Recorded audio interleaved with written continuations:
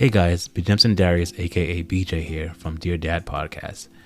Now, when I started this podcast, I wanted a platform where I can record and upload my content very easily. I didn't want to go through any hoops to get my podcast out there. When I did start my podcast, I was on a different platform.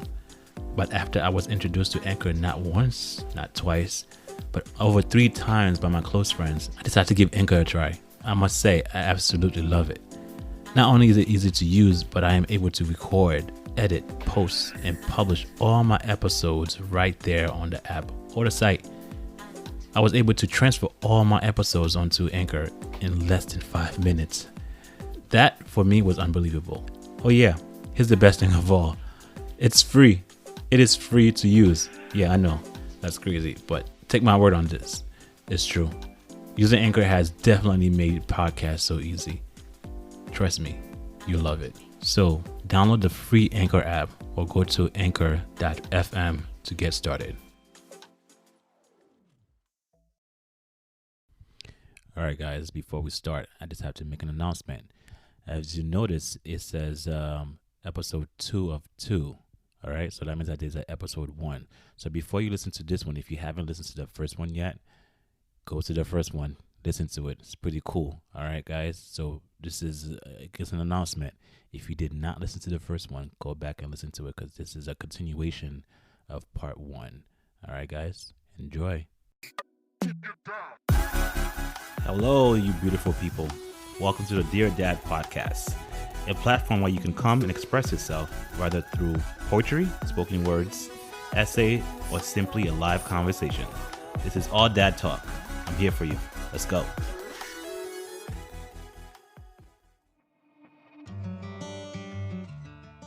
I want you to just elaborate on a little bit more about Summer.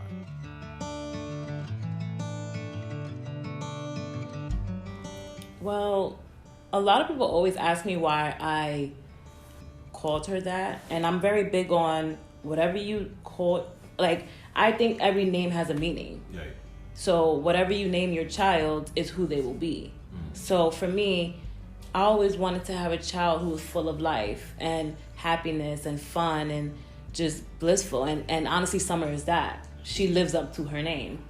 And the only reason why I feel like she's like that is because I always make her feel like she needs to be full of life. Because honestly, there was a moment in time where Summer was struggling with her emotions, and it scared me to death because when she was going through these emotions, I saw a lot of myself.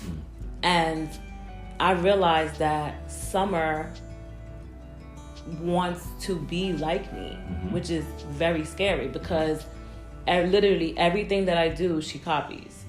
So if I'm talking to her and she responds a certain way, it doesn't even have to be rude. It's just she responds a certain way. I'm like, wow, that's me. And a lot of times, she is her own person. Summer is one of those type of kids where if she's not feeling okay in that moment, you're going to know. If she's feeling happy in that moment, you're going to know. Like, she's very expressive.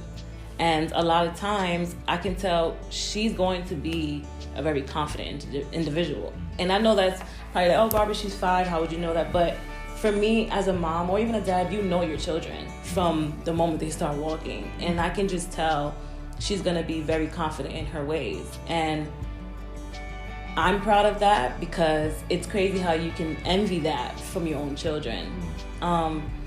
Summer is very smart. She loves school.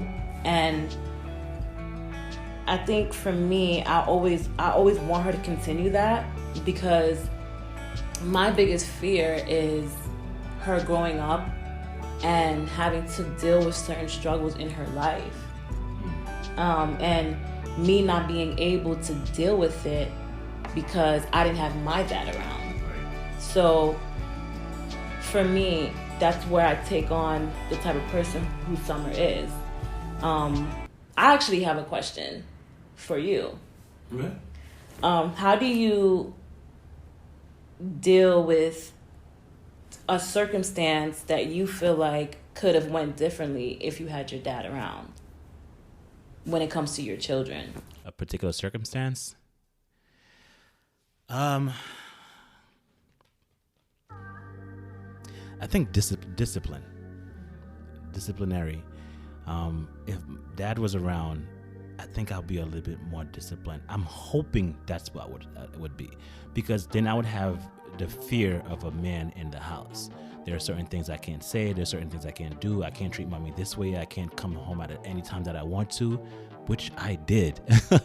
I couldn't act a certain way. I couldn't talk a certain way because I would have that male perspective in the house. So therefore, my behavior towards things, my personality towards things would be a little bit more refined.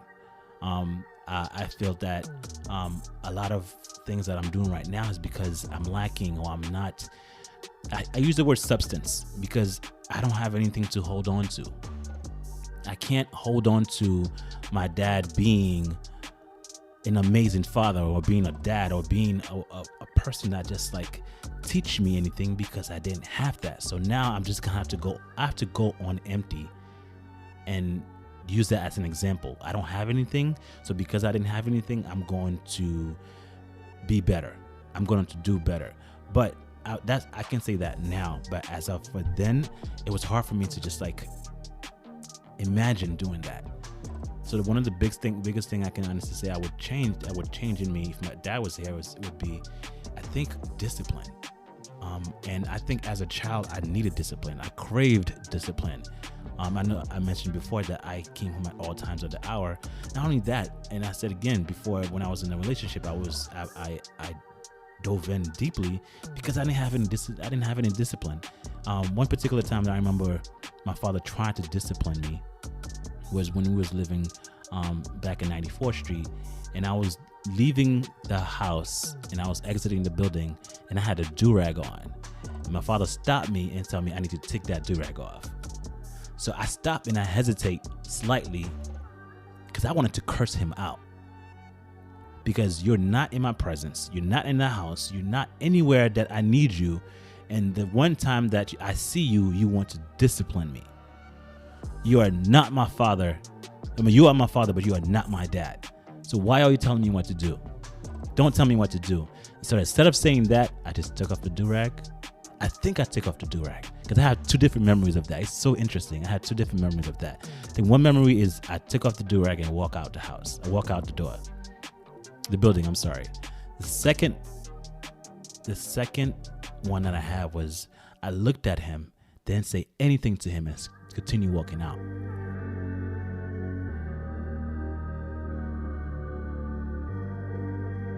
And I can't tell you exactly which one I did because both of them was real for me. But because he wasn't there, he wasn't disciplining me. How can you discipline someone that's not around? How can you discipline me if you're not around? That's how I felt about it. You want to discipline me. You want to tell me how to grow. You want to tell me how to. You can't tell me that if you're not there to tell me. So when it's time for you to tell me, I can't take you seriously. So for me to answer your question would be, I think discipline in the house. To tell you the truth, it would have to be discipline, which was a twist of questions, but I take that. Oh no, because the reason why I asked that question is because it's always different to hear the perspective of somebody that was raised in the same household as you. Right. And for me, it's knowing you're good enough.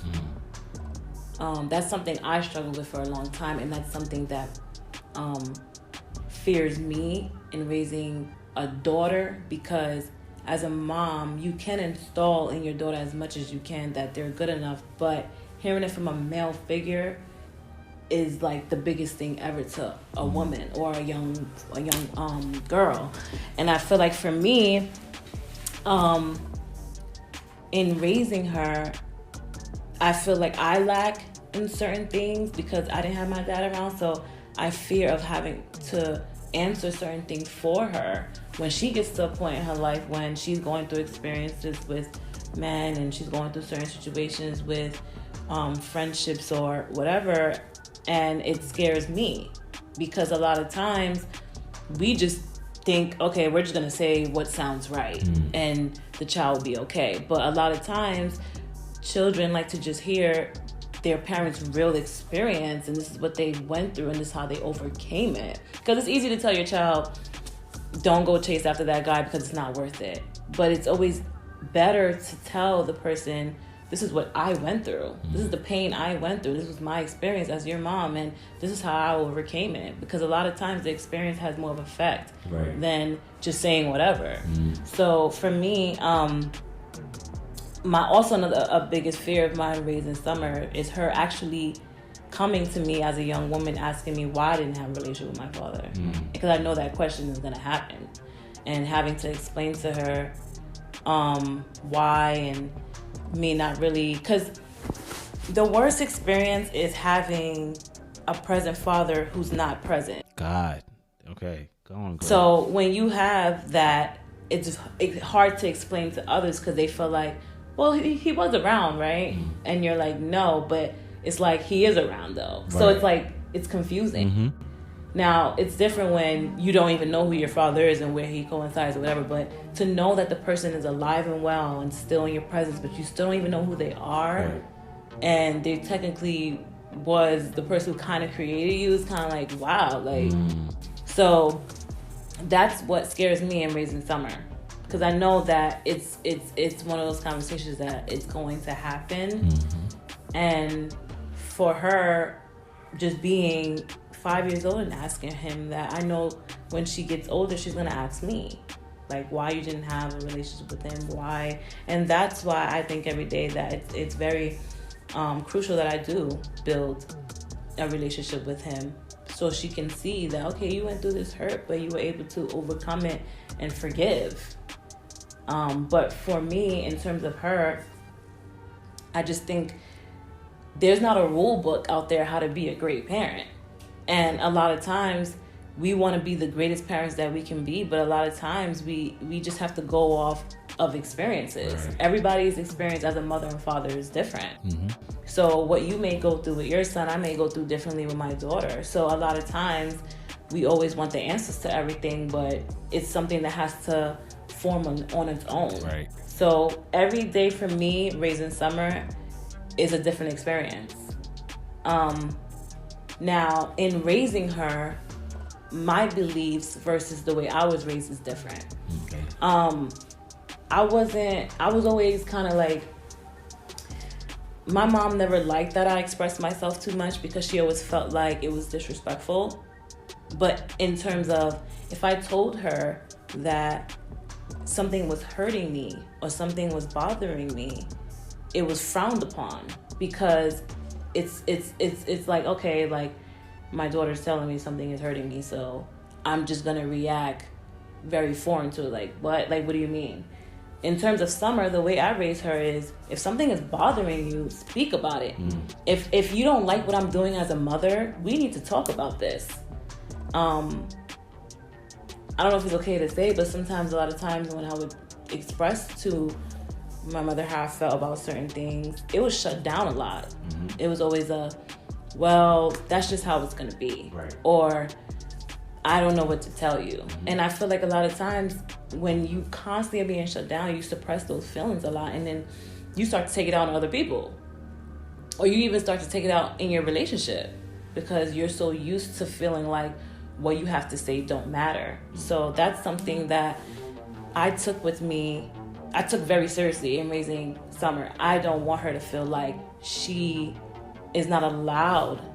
I may not agree with her, but I do want to know if she doesn't like what I have to say, because I feel like, you don't want your child to be afraid of you to the point where they're not able to talk to you about certain things, because they feel like if they come to you, you're gonna have a freak show. Right. You're gonna blow up. You're gonna go crazy. And a lot of times, your children just need somebody who is going to listen. A lot of times we don't think our children are saying anything. They're just acting out and they're doing whatever they want. But a lot of times that child is trying to express to you what's going on in their life. And a lot of times, even if you tell your parent, I don't like the way you talk to me. And the parent saying, well, I'm your mother, I can say whatever I want to you. Now, you don't realize by you being that way, you're conditioning that child to be the same exact way to their children. So sometimes when you're raising your child, you're like, oh my God, you notice how people say, I sound just like my mother. So for me, it's more of, there are certain traits that I'm trying to change about myself, because I see a lot of my mother within myself. I can be very stubborn at times, and if I feel a certain way, that's just how I feel. It's going to take a lot to change how I feel in that moment. And for Summer, I know that if I don't allow myself to be more open to how she expresses herself, then it's going to be a rift in that, because we both have big personalities. Right. So I know that if I don't allow myself to let Summer express how she feels, but in a respectful way, then we're always going to bump heads. Now, you deal with situations where the mother and daughter are so much alike that they don't realize that, and that's what causes them to argue all the time. So a lot of times, if it's reflecting like, oh wow, this person is doing exactly what I'm doing, then it's just that simple, right? But it's actually not, because if you're not realizing what you're doing within yourself is wrong, you're not going to realize that the other person is wrong as well, because you both are suffering from the same issue. So for me, in terms of raising Summer, it's all about just taking every day a step at a time. My biggest fear is honestly raising a little girl, because it's crazy how we live in a society where people say, oh, I'd rather a son because it's easier. But in all actuality, to me, I think it's still hard either way. Because a lot of times, we live in a world where the men get the benefit of the doubt, and the women, you have to go through more, because whether it's a sexual experience, a physical experience, or whatever a woman chooses to go through, people neglect the fact that men go through same situations themselves. Like when a man chooses to have his first sexual encounter, people don't think that guy may be nervous in that moment and that he needs to have a talk with his parents. People always put more on the female. So for me, as I had a child, I started realizing that no, I'm not going to look at it like raising a daughter is hard. Raising a child itself is hard if you've come from a broken past. So for me, motherhood is just something that I'm just taking a step at a time and still learning, and being able to have patience with knowing that, Summer is not, being a parent is not a walk in the park. You're going to have moments in your life where you're going to even question yourself as a parent. So that's why I said motherhood for me is, it has its highs and it has its lows, but overall I feel like it's made me a better person. What would you say are 3 great memories of yours? In life? In life.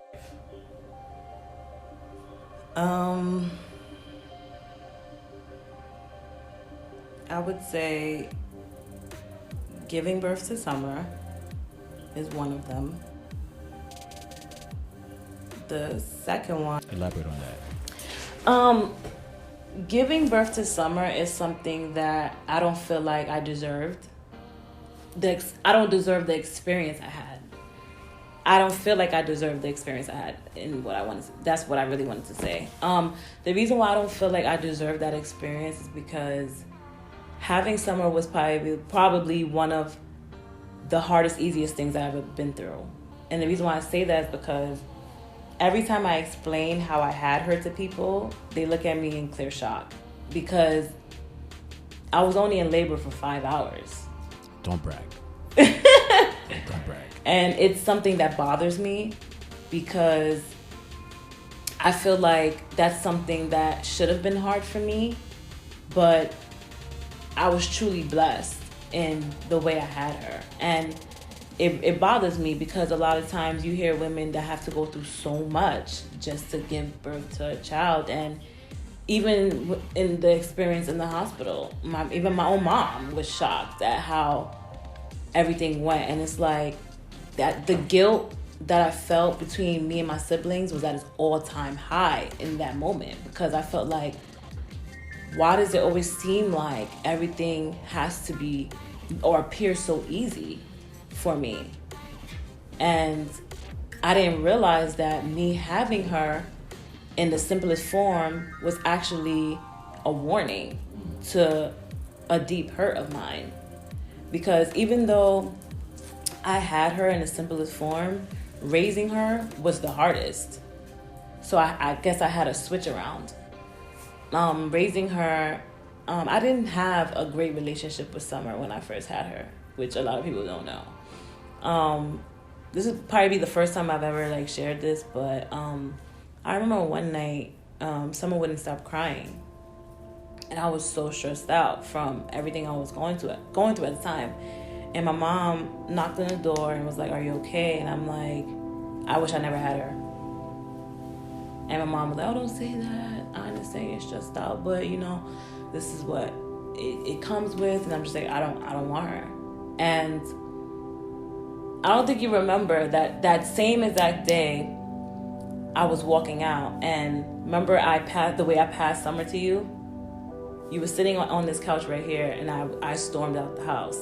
And I kind of like the way I passed Summer to you, as if she was just like a basketball, like it was like whatever to me. And I literally I left the house for hours.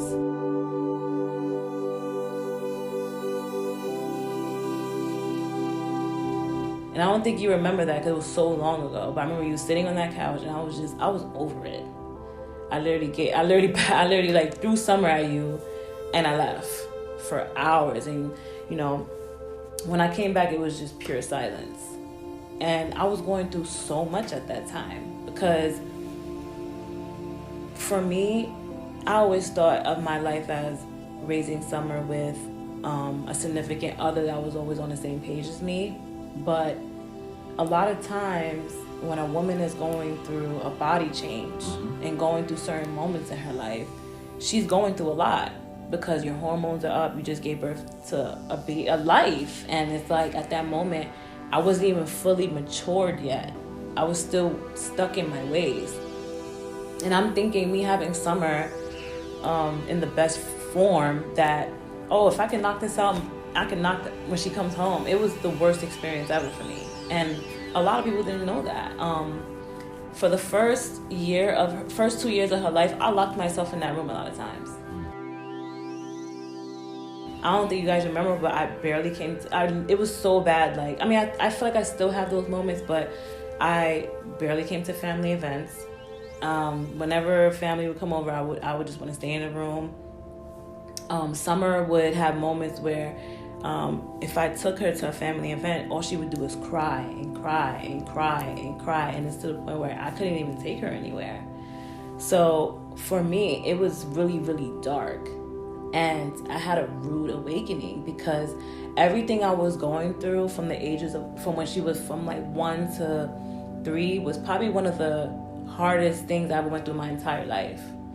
I went through heartache. I went through feeling like a bad mom. I felt like a loser because I wasn't working. I wasn't going to school. I was always home doing nothing. And it was bad. I felt very alone for a long time. And it was very hard to talk to people. And I don't know if people like noticed and it was hard to talk about, because it's kind of one of those things where, should I talk to her? Should I not talk to her? And it was horrible. Like, I even had moments where I was in a really bad sunken place, and I wasn't the best mom to Summer. My mom had to, which I think her to this day, had to really step in and help, because I was going into a deep depression. And I was acting out and trying to physically like hurt myself. Like, it was bad. And I remember Gael and Mom put me to the side. I was like, you know, there's certain behaviors that you're doing that's concerning us and Summer's safety. And, you know, Gael was like, I think you should like go see a therapist. And I was just like, what? Like, I honestly got into defense mode, and I'm just like, I was just angry. I was just angry. And, you know, for me, I don't talk about those moments because I felt bad. I felt like a bad mom. Like, I was a crappy mom to Summer. And it's like, I was always afraid to admit that because I didn't want people to look at me like, how could you just not care about your daughter? But I didn't even care about myself. So, and even the person I was with at the time made me feel like the situation wasn't going to get better. It was just going to keep getting worse. So I felt cornered a lot of times, and those are the memory, that best memory is probably one of the best memories I had in a long time. My second best memory was, I remember Summer had pink eye. I talk about this story so many times. She had pink eye, and I went to the ER with her, and my insurance was cut off.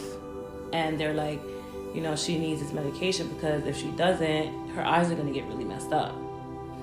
And at the time, I had no money, no dollar to my name. Like, I was a full-time student in school, and it was horrible. So I remember walking in the cold. It was probably around February of 2000 and I believe it was 2017. I remember walking like in the street with her, trying to figure out what to do. They're like, since you don't have insurance, you're gonna have to pay for this medication out of pocket. And the medication was $200. And at the time, I didn't really know the difference between generic and name brand. So I was going crazy. And I just was like, what am I gonna do? Now I'm like, you know what? I'm just gonna keep her home until I figure something out. No, I'm gonna continue to work to just carry on and figure something out.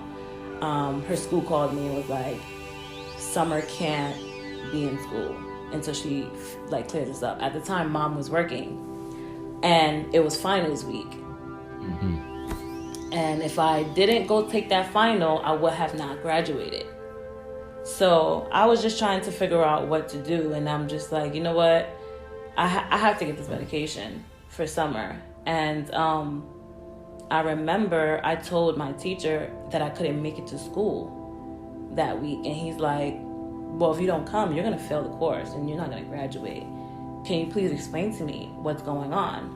And I was just like, I didn't study for this test. I was so stressed out over Summer, and I'm one of those type of people, when I'm going through something, I don't try to tell people in the moment that it's happening. I try to figure it out first. So I remember telling Mom, oh my God, this is what's going on. And she was like, oh, I'll give you the money. But the timing of when she was going to give me the money didn't match up to when I needed Summer to clear this up to go back to school in order for me to take my final. So the head teacher was like, oh, just tell me what's going on. Like, why can't you come take the test? I'm like, my daughter has pink eye, and I can't take her to school. Therefore, I can't take this test. And she's like, wait, how much is the medication? I'm like, $200. And she's like, there's a generic brand, right? And I'm just like, well, how much is that? And she's like, it's $25. And what's more messed up about that? I was like, I don't even have $25. Like, I just paid her school last week. I'm broke. She's like, I'm going to pay for the medication. You're going to bring your daughter to school, have her sit in my office, and you're going to take this test. Praise him. So I'm like, wait, what? So I remember that week I took Summer to the school, and I was I would say the third highest score. Wow. I didn't study for this test, and I remember it was one of the hardest tests I ever took because I was just so stressed out. I ended up passing it, and I was able to graduate. Wow. And it was one of those moments where I thought to myself, there are people out there who care for your success, and they see that you're struggling, and they're going to help you. And there were so many moments where my back was up against the wall, and there was always a solution. I just had to realize that it's not the end of the world, and I just had to open my mind up a little bit more. Now, my third best experience, I don't know if you want me to relate to motherhood, or my third best experience, I would say, is being able to love again.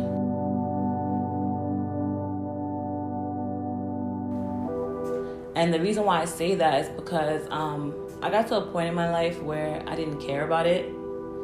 If it happened, it happened. But the reason why I say to love again is because not only was I able to love again, but I was able to realize that I don't need that person to make me happy as a person. What I realized is us being happy together within ourselves is what mattered the most. And that's when I realized how relationships tend to work.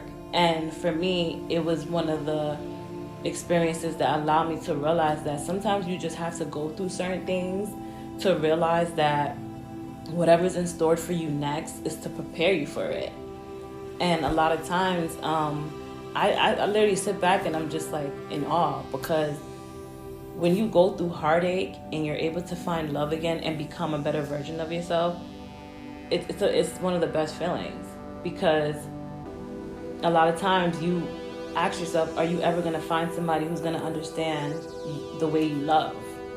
And also the person allowing you to feel comfortable with the way you love.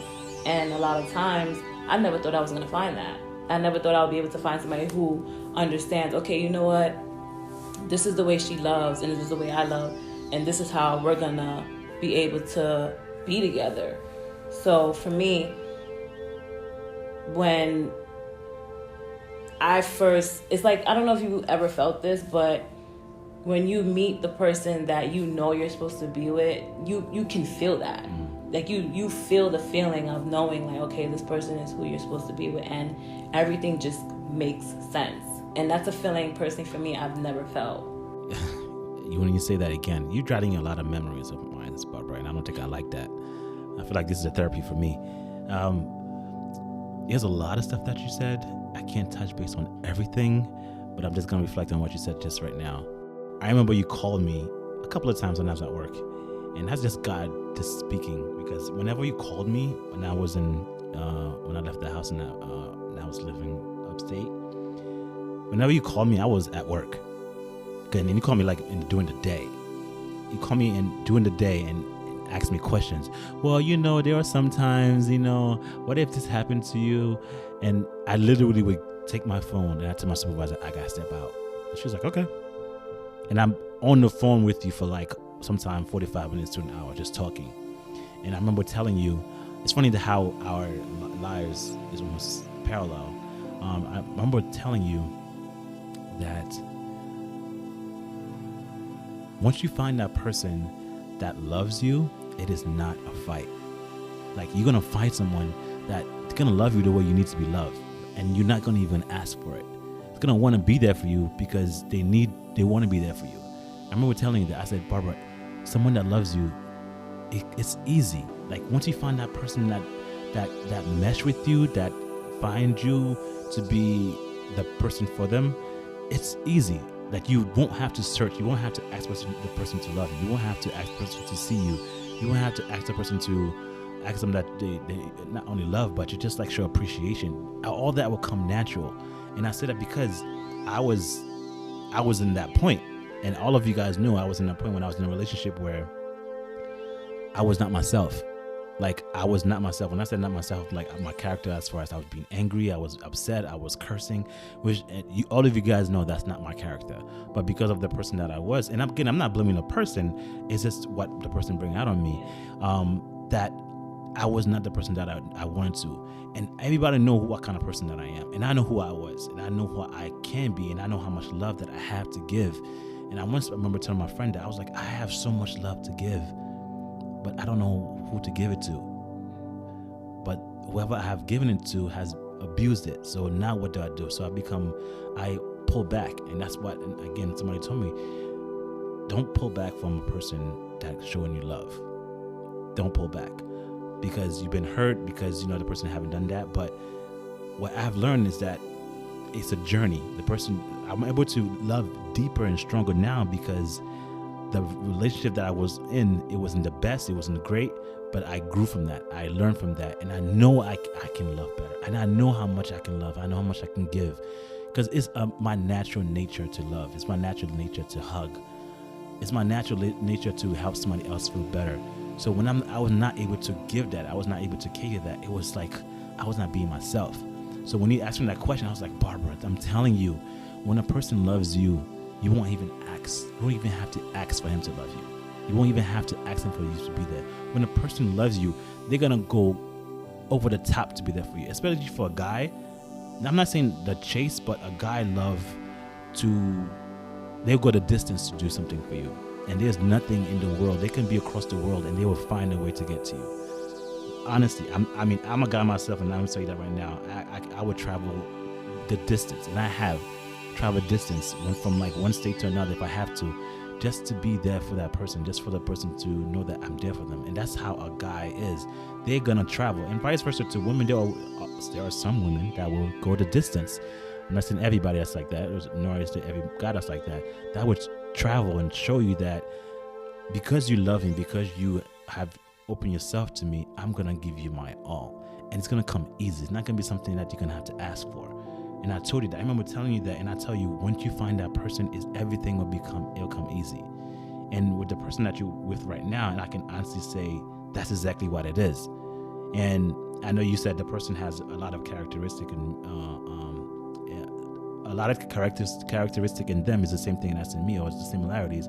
When I heard that, I was like, okay, I gotta kill him, because I can't have two in me in the world right now, because now who's gonna be the best? But I when I hear that, I just hear that a person that if they have any characteristic of mine is gonna love you deeply. It's gonna care for you deeply. It's gonna want you. It's gonna want the best for you. And I have been so happy for you to find someone like that. Honestly, because it's not easy to find someone like that. But when you find someone that connects with you, you question. You be like, is this real? Like, I don't really have to try and you come in to see me. I don't really have to ask and you give me. I don't really have to do anything. You naturally are giving it to me. That's so weird. It's not weird. It's just because you were so defensive before. You were so in a protective mode before that when somebody come and give you all that you were asking for, it becomes weird. It comes almost foreign, but that's the natural state of it. I have my own theories of it as far as that, but I'm not going to go into it. But when God gives you that person, he gives it to you wholly. He doesn't give you part of that person. He doesn't give you, he just give you the whole person. So the person will give you 100% and you give 100%. I think what a lot of, again, it could be a side. This is something on the side. A lot of time there are people that are with their significant other, and the person that they're with is only giving them 40% of their time, meaning that 40% is only 100% of what they can give. That's their 100%. So with me, I'm giving 100, but for that person, they're only giving me 40%, and that's all they can give. If you can only give me 40%, that's not all of you. That means that the other 60% belongs somewhere else, either with somebody else, or you just don't want to be with me. And we have to learn, if the person that's giving you 100% of their self to you, that means that there's a lack in a relationship, and there's always going to be a lack in a relationship. If that's all you can give me is just a half of you or a third of you, then that's not the whole you. I can't give you all of me and then you don't give me a portion of you, which is not fair, So when I told you that, I honestly meant that. So when you came to me and said this individual treat you and act a certain way, I was ecstatic. I was like, I'm praying, and I know this will work out, and it's gonna work out, because I know if he has any inkling of my personality the way I am, he's gonna treat you great. He's gonna love you. He's gonna embrace you. He's gonna care for you the way you need to be cared for, because you deserve that, and he's gonna give it to you. And I'm so happy that as of current, it's still present, because if he wasn't, I would have killed him. I'm gonna take that back, and I'm probably gonna have to delete this part, because then I'm confessing to murder. So, but that's not the case. And I'm happy that you're able to have that in your life, and I'm just so glad that this is the track that this is the journey that you're taking. Did you have any idea what kind of woman you wanted to be, and are you that woman now? And I say woman and not girl, because you're not a girl anymore. You're a grown woman. Yes. When I was younger, I always would, and I still do it now. I have this thing about me where I vision a lot. Like, I'll literally be laying there and daydreaming about, okay, this is what I want my life to be around this time. But the only thing for me is I realized that timing is key. And for me, everything that happened the way that it happened that way because it was supposed to. And for me, the person I am right now, I always would daydream about because but then I always had moments where I would doubt because of certain hurdles I was in. Because for me, I always been in situations where either the person I was with or the people I had around me would always make me feel like I was never going to get there. So when I started realizing and speaking things into existence and planning things out, that's when I realized that everything started to fall into place. I had to actually make a big sacrifice to become the woman I am today because I was actually given a really bad ultimatum. And I'm not going to say what the ultimatum was, but I just know that as I'm sitting here today, it's scary to know that the outcome was beautiful because the damage that decision I made could have done was very, very crucial because it had to involve my family with my child. So the decision that I made was selfish at the time, but it was worth it.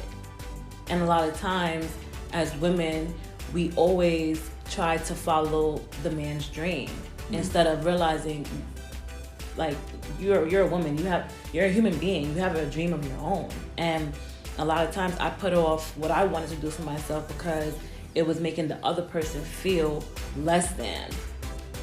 So when I started realizing that the woman who you want to become is dope, be that person, when I started telling myself that more and more and more is when the blessings started coming in.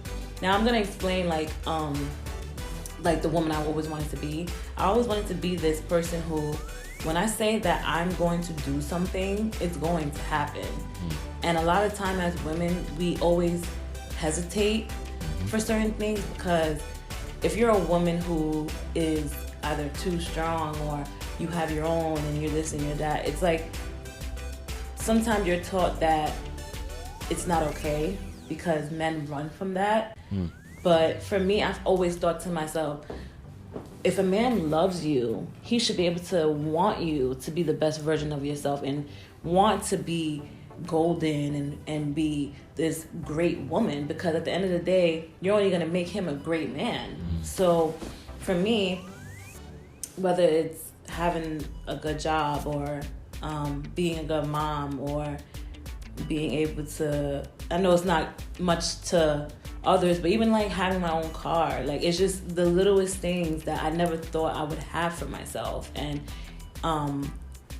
for me, the biggest goal that I feel like I've achieved is being smart with my finances. And I feel like for me, that was something that stemmed from just being careless. Because a lot of times I was in situations where, you know, I would see my mother be very cautious of certain things. But then I would pay attention to my dad, and it was always a kind of up and down, unstable thing. So I told myself, you're going to be in between. It's either you're going to be great or you're going to be struggling. So for me, I always told myself, okay, if my mother could raise 6 of us by herself and all of us turn out amazing grown adults, then why can't I be that person and even better? So for me, I would say everything that I envisioned my life to be from the time I thought about it a couple years ago, I would say like I'm proud of myself because I didn't allow low moments to destroy me. I actually turned it into a fight to better myself.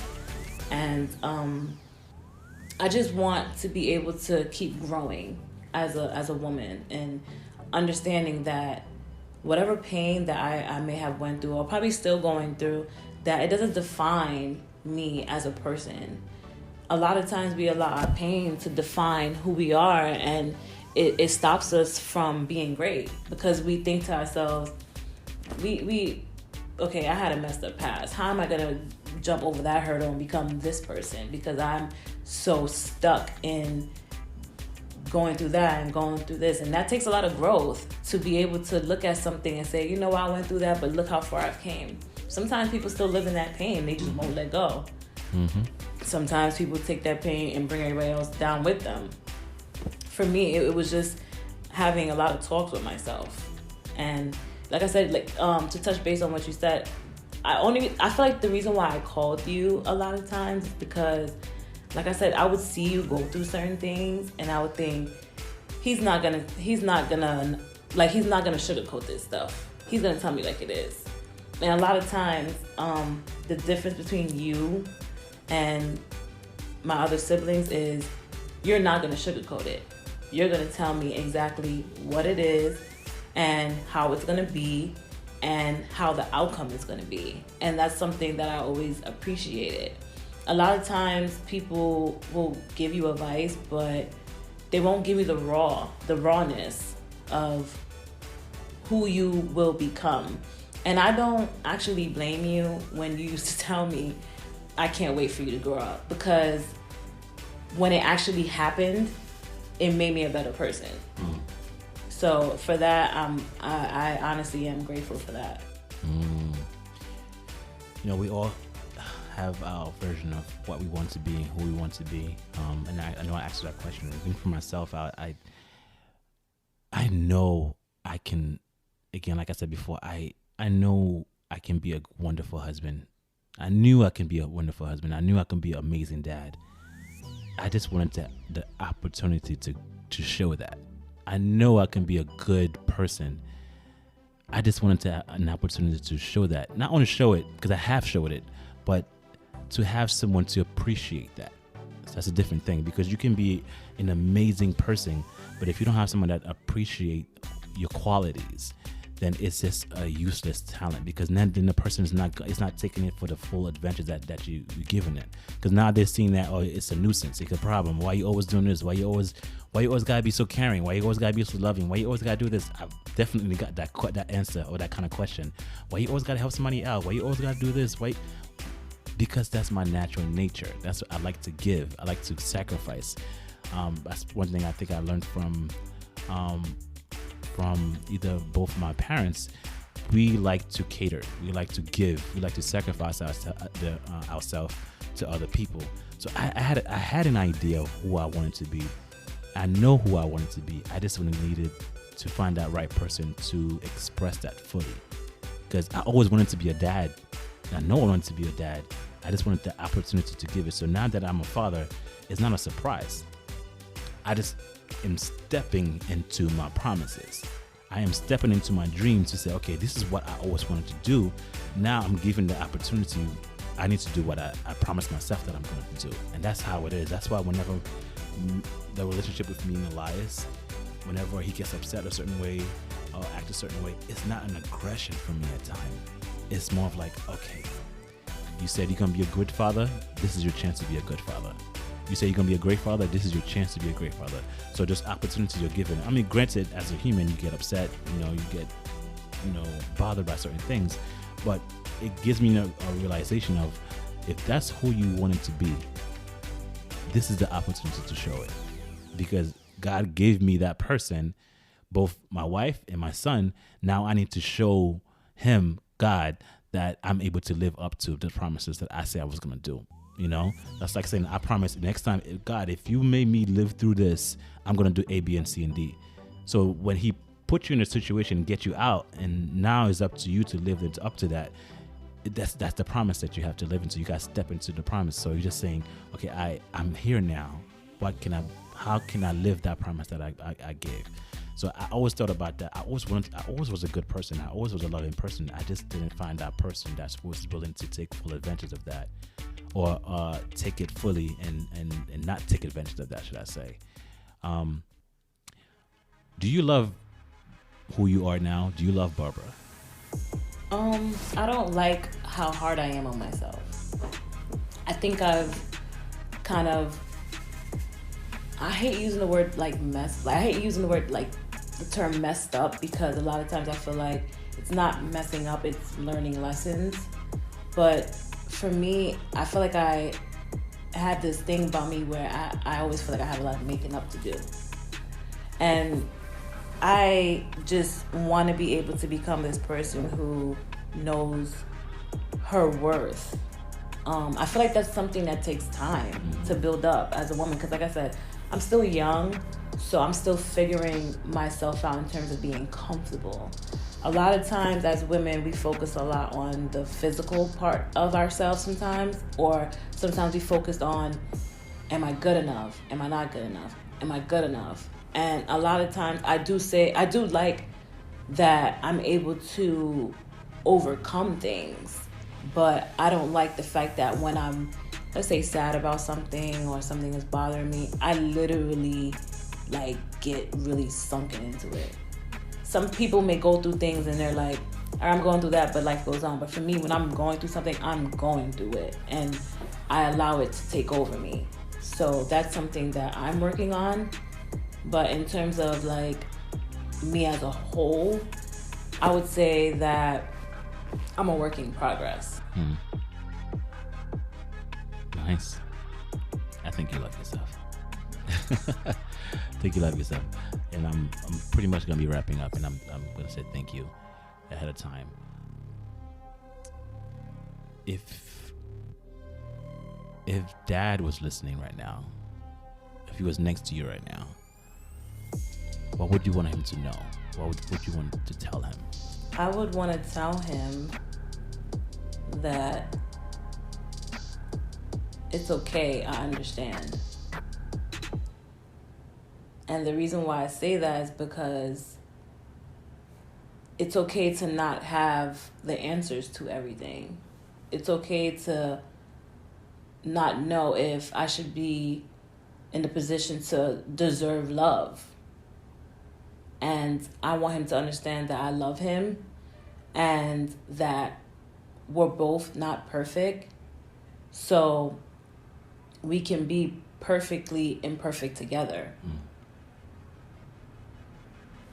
And that's what I would say. Wow. Barbara, you're an amazing woman. And I'm going to say woman over and over again because that's who you have become. I know earlier in the conversation I said I couldn't wait for you to grow up. I couldn't wait for you to grow up because I can see the potential in you. I can see that substance, and I'm gonna keep using that word because there is so much potential that I saw in you. But I couldn't wait for it to come out because you have so much potential. You have so much potential. You are smart at the age from a young age. You were able to read a full book before you were 5 years old. You are intellectually smart, smarter than me, I would say, in your own ways. And I'm just so happy. And we had conversation. And you called me at work, and we were able to discuss certain things. And I was able to help out. And for you to see you in the state that you're in right now, it's just like I'm standing at you and I'm staring at you. And I was like, I can't believe you came out to be this wonderful, loving, beautiful woman that I always I know you could have been, or you could be. So the whole interview, I'm like fighting tears because I'm sitting there, I'm watching my little sister as she came from a girl to a woman. And I'm so proud of you, Barbara. I'm so happy that you are who you are. I'm happy for who you have become, for having this wonderful daughter that loves you unconditionally, a better version of yourself that I see, and continue growing.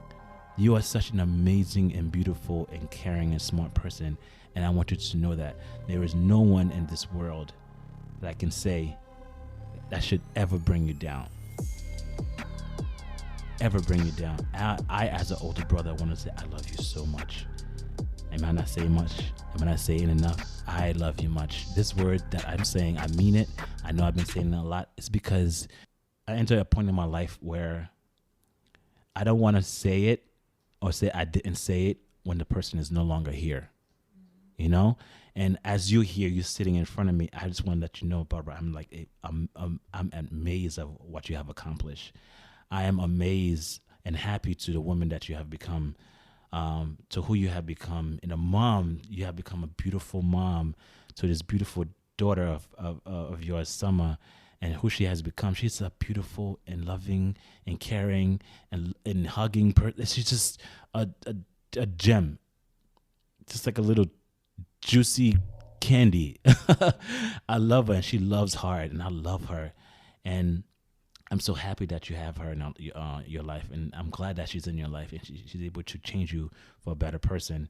And I know you will become a better person. You will continue growing to be a better person. I want to thank you so much for being in this podcast. I want to thank you so much for being vulnerable. I want to thank you so much for being open, for peeling back so many layers. And I know we were going to open some layers, but I think you opened more layers from me than it is from you. Or maybe it's the same. But I just want to thank you so much for your time. Thank you for your presence. Thank you for your love that you give. And thank you for being my little sister. You will always be my little sister, and I will always love you. And I want to continue seeing grow. And I am happy to see what the future holds for you and your boyfriend. And your current relationship. I see it's going good, and I wanted it to continue. But I'm happy for you. I'm so proud of you. And I want to thank you again for coming to this podcast.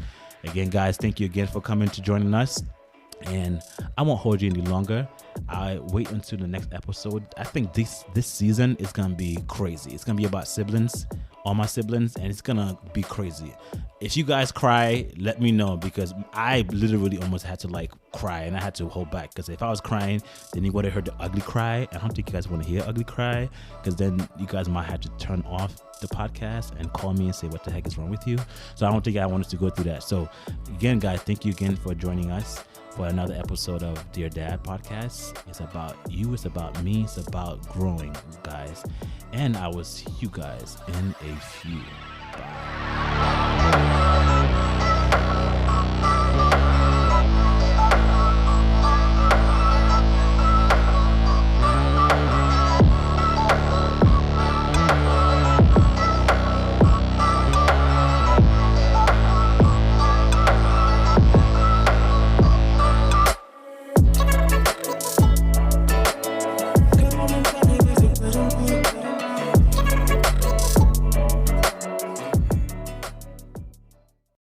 And now, a moment with the family.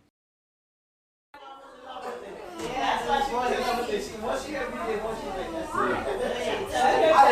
hit play. You got the music playing back. Oh my God. I was looking at my car the radio was like, this is me.